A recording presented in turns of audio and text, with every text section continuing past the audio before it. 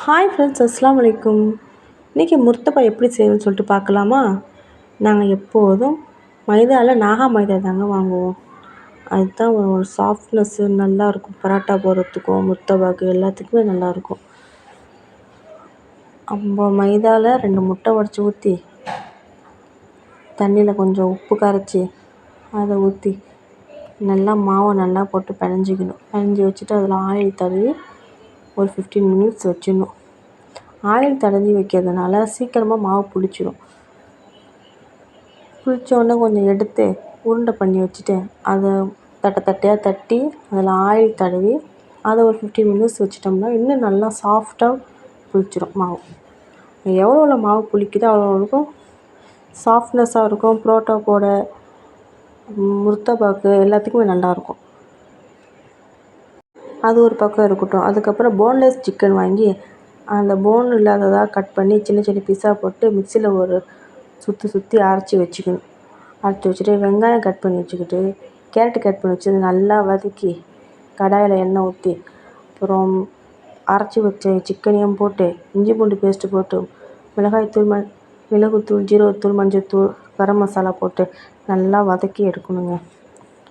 நல்லா அந்த ஆயிலே ஃப்ரை ஆகணும். தண்ணியெலாம் ஊற்றக்கூடாது. நல்லா ஃப்ரை ஆன பிறகு லெமன் புழிஞ்சு ஊற்றி ஸ்டஃபிங் ரெடி பண்ணி வச்சுக்கணும். அப்போது 2 முட்டையை அடித்து அதையும் ரெடியாக வச்சுக்கணும். மாவு புளித்த பிறகு அந்த மாவு ஒரு உருண்டை எடுத்து தட்டி நல்லா வளர்த்தி பரோட்டா போடுற மாதிரி விசிறக்கூடாது. விசிறுனா நம்ம ஸ்டஃபிங் வைக்கும் போது அது பிஞ்சிரும்.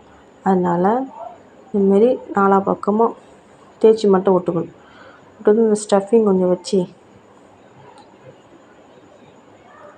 இப்படி ஒரு மடிப்பு, இப்படி ஒரு மடிப்பு, மேலே கீழே இந்த சைடு அந்த சைடு 4 பக்கமும்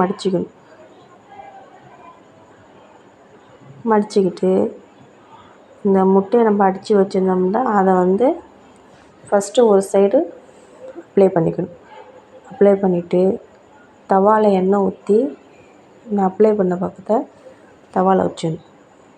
வச்ச பிறகு இன்னொரு சைடு அதையும் முட்டையை நம்ம அடித்து வச்சோம்னா அதையும் மேலே தடவிடணும். இப்போ 2 சைடுமே பெரட்டி போட்டு எடுத்தோம்னா கொஞ்சம் வெந்துடும். அது மைதா மாவு இதாக இருக்கிறதுனால கொஞ்சம் வேகிறதுக்கு கொஞ்சம் நேரம் ஆகும். கொஞ்சம் லைட்டாக சிம்மில் வச்சு வேக விடுங்க. சீக்கிரமாக நம்ம வேகமாக வச்சு நம்ம பெரட்டி போட்டோம்னா தீஞ்சு போயிடுமே தவிர வேகாது.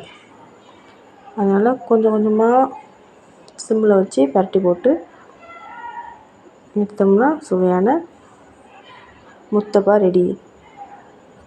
இதை உங்களுக்கு கட் பண்ணி காமிக்கிற பாருங்க. ஸ்டஃபிங்கோடு சாப்பிட்டோம்னா செம்ம டேஸ்ட்டாக இருக்குங்க.